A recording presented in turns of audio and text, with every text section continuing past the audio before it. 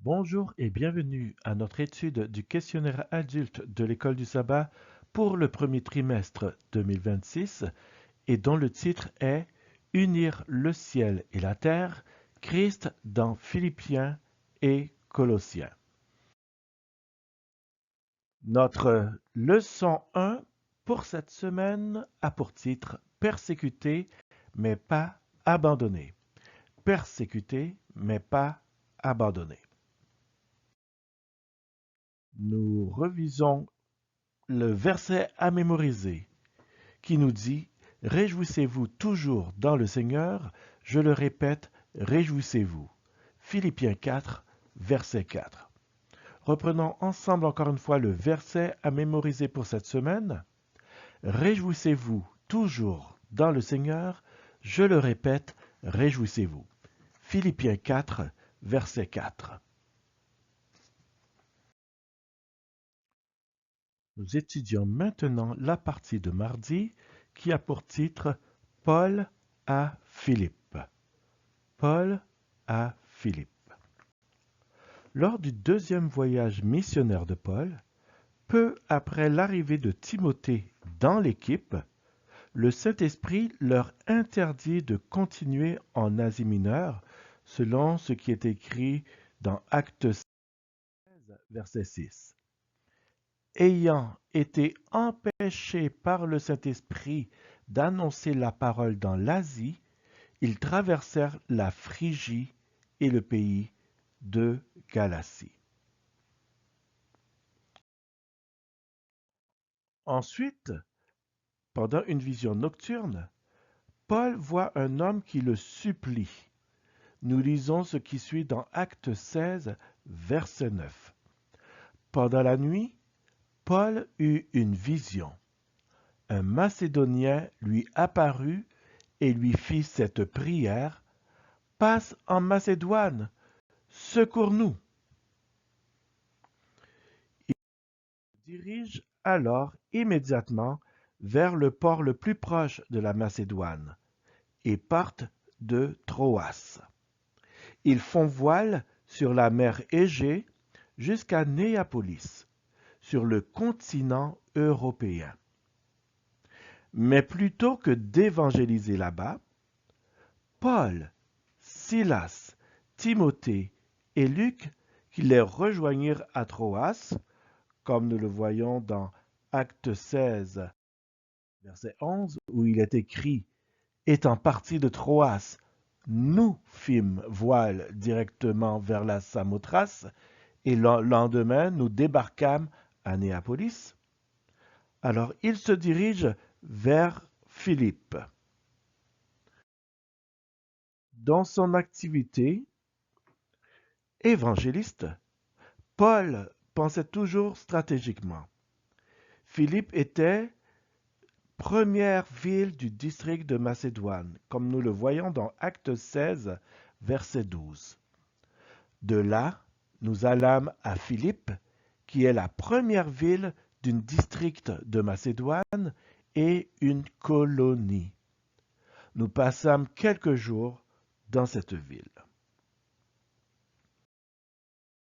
En effet, c'était l'une des villes les plus honorées de l'Empire romain, ayant reçu le statut de Ius Atelicum, le titre le plus élevé qu'une ville pouvait recevoir. Ses citoyens avaient les mêmes privilèges que si la ville était en Italie, y compris l'exemption de l'impôt foncier et de l'impôt par tête, et tout ce qui naissait dans la ville devenait automatiquement citoyen romain. C'était également une étape importante sur la Via Egnatia, qui était la route continentale principale reliant Rome à l'Orient.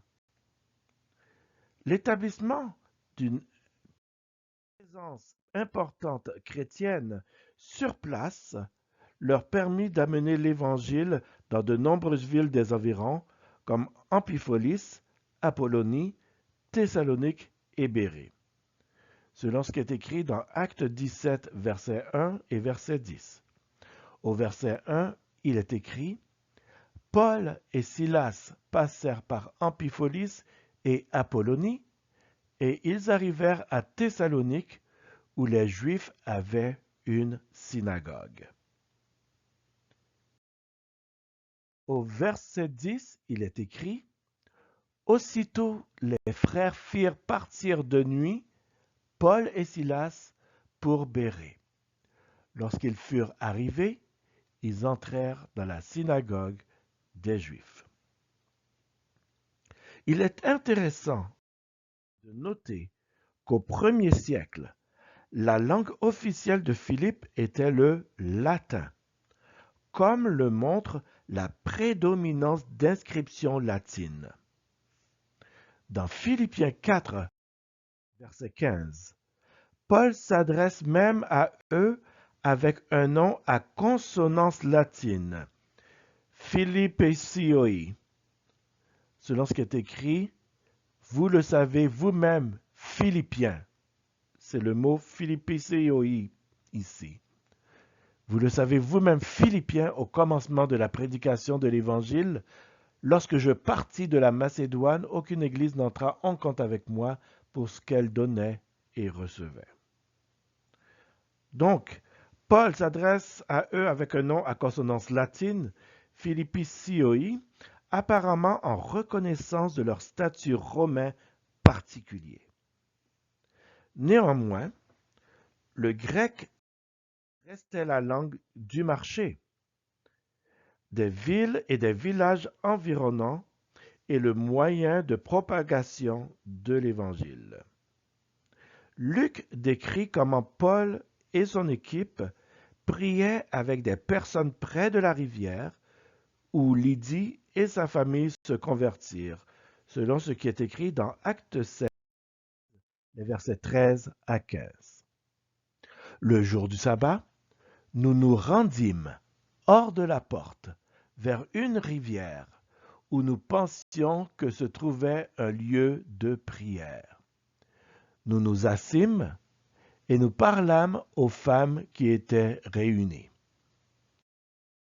L'une d'elles, nommée Lydie, marchande de pourpre de la ville de Thyatire, était une femme craignant Dieu et elle écoutait.